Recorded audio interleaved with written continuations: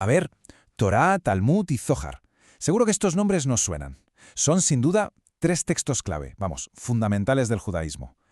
Pero a menudo se confunden, ¿verdad? Pues hoy vamos a poner un poco de orden. Vamos a aclarar qué es exactamente cada uno. Y es que entender bien sus diferencias es como abrir una ventana a una tradición increíble, milenaria, llena de pensamiento, de debate y sobre todo de búsqueda de sentido. Y aquí viene la gran pregunta, la que de verdad importa.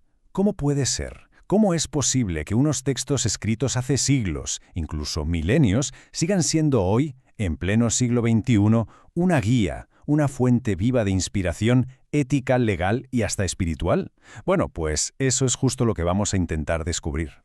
Vale, atentos a esto porque esta es la clave de todo el asunto. Si nos tenemos que quedar con una sola idea de todo esto, que sea esta, de verdad.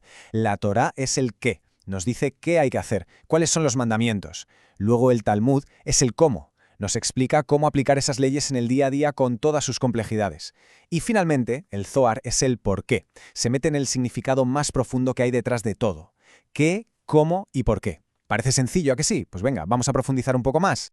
Muy bien, pues este va a ser nuestro plan de viaje. Primero, una visión general de estos tres pilares. Después nos pararemos en cada uno, la Torá, el Talmud y el Zohar. Y para terminar, veremos cómo todas estas piezas encajan y forman una tradición de estudio que, increíblemente, sigue muy viva hoy.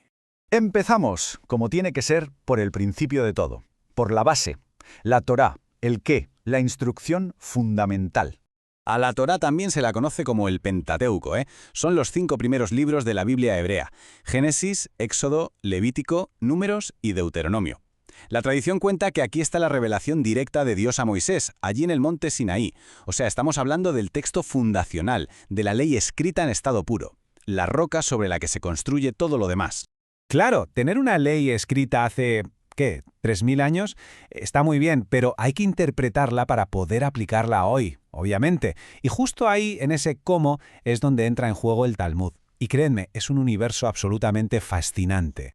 Fijaos en esta comparación, que es buenísima. Si pensamos en la Torá como si fuera, digamos, la Constitución, el Talmud sería toda la jurisprudencia que viene después. Todo. Los debates en el Parlamento, los análisis de los expertos, todo acumulado durante siglos. Por eso se dice que el Talmud no es un libro que simplemente se lee, no.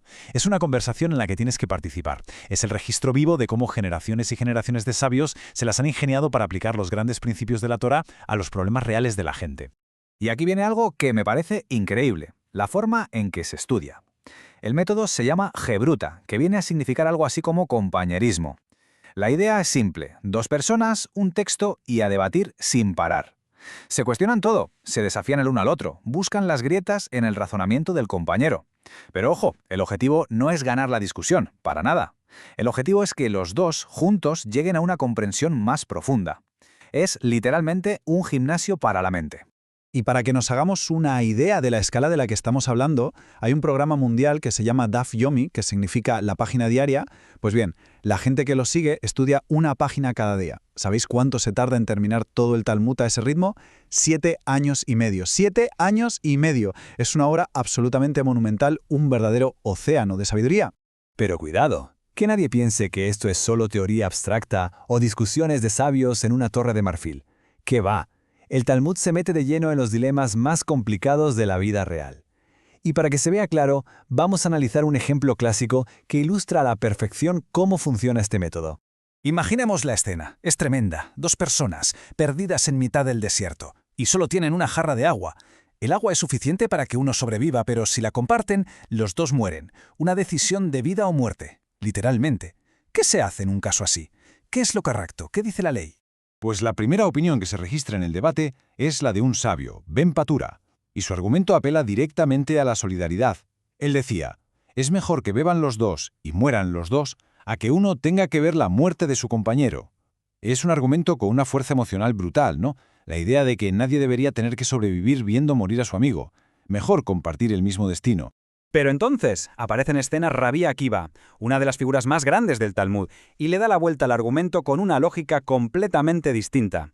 Él se basa en un versículo de la Torá para argumentar que la obligación principal de una persona es preservar la vida, su propia vida.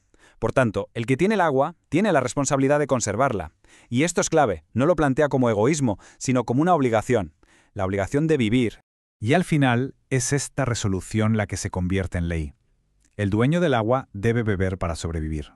Fijaos qué potente, una discusión de hace casi 2000 milenios que siente un precedente que llega hasta hoy. Influye en la ética médica, en el derecho, en cómo tomamos decisiones imposibles cuando los recursos son limitados. Esto es una demostración brillante de cómo el Talmud sigue siendo relevante. Muy bien, ya tenemos el qué de la Torá y el cómo del Talmud. Pues ahora nos toca sumergirnos en la dimensión más profunda, más espiritual, el por qué. Vamos a adentrarnos en el mundo del Zohar y de la mística judía. El Zohar es el libro más importante de la Cábala. La propia palabra, Cábala, significa recibir, como en tradición recibida. A menudo se dice que la Cábala es como el alma de la Torá.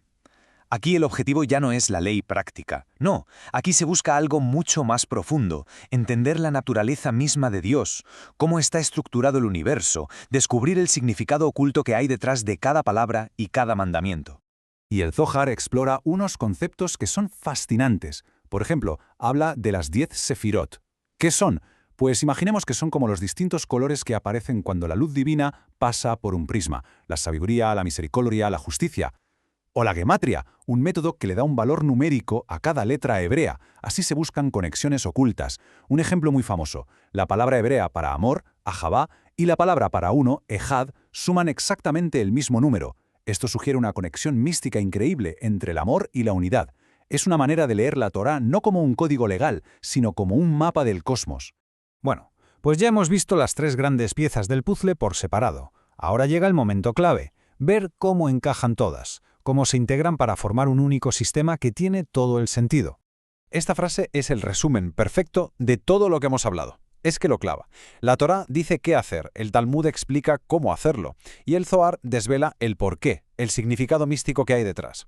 No compiten entre sí, para nada. Son como capas de profundidad de una misma tradición, y juntas ofrecen una guía completísima para la vida. Y quizá esto sea lo más importante de todo. Esto no es un conjunto de dogmas cerrados y estáticos. Es un método. Un compromiso constante con el estudio, con el debate, con esa búsqueda sin fin de sentido y de relevancia en cada nueva generación. Es una tradición que sigue viva precisamente porque nunca deja de hacerse preguntas. Y todo esto nos lleva a una reflexión final casi obligada. En el mundo en que vivimos, un mundo de respuestas instantáneas, de blanco o negro, ¿qué podemos aprender de una tradición que valora por encima de todo el debate riguroso, que celebra que haya muchas opiniones distintas y que se embarca en una búsqueda de sentido que dura ya milenios? Quizá la verdadera sabiduría no está tanto en encontrar las respuestas, sino en aprender a formular las preguntas correctas.